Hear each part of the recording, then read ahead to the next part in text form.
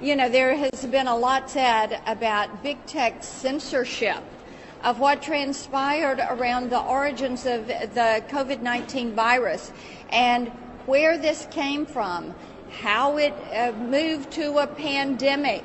And then there's also questions about what the American people were told and the timeliness or lack thereof of what they were being told. We know that Facebook recently reversed their decision on taking down any kind of information that said it came from the lab in Wuhan, that Beijing should be held to account. YouTube had previously announced that it would censor any content that contradicted the Beijing-run and China-funded World Health Organization. The result of this quarter century has been that it has allowed a handful of internet big tech platforms to grow enormously large, enormously rich, and enormously powerful to the point where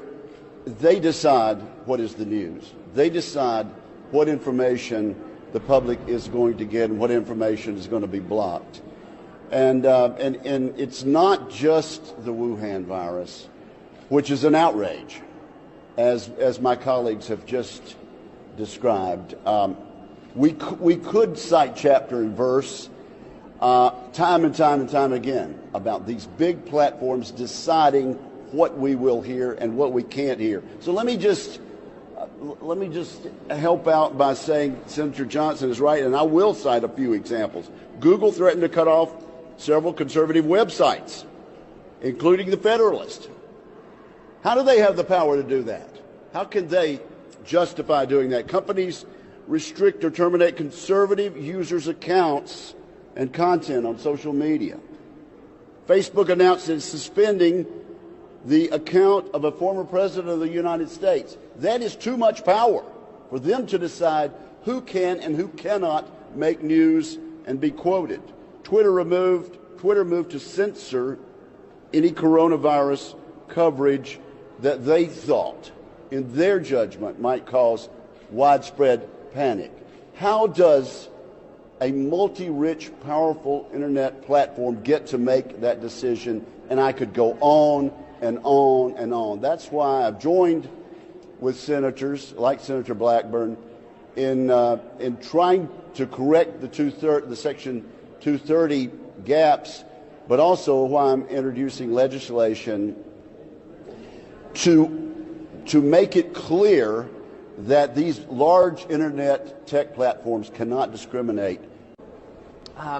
You know, I was shocked as I went back and reviewed some of the letters that were written, but really what rose my suspicion was somewhere back in January of 2020. And the Chinese were saying that there was no person-to-person transmission. The WTO agreed, and the CDC didn't stand up to them. And that led for me to have a phone call with the CDC. And all the national journalists were reporting that the United States scientists were investigating this new novel virus.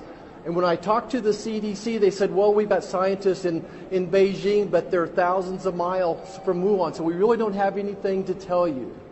And then the next thing I see is this letter signed by a group of scientists who have ignored even the possibility that this virus could have risen from the laboratory.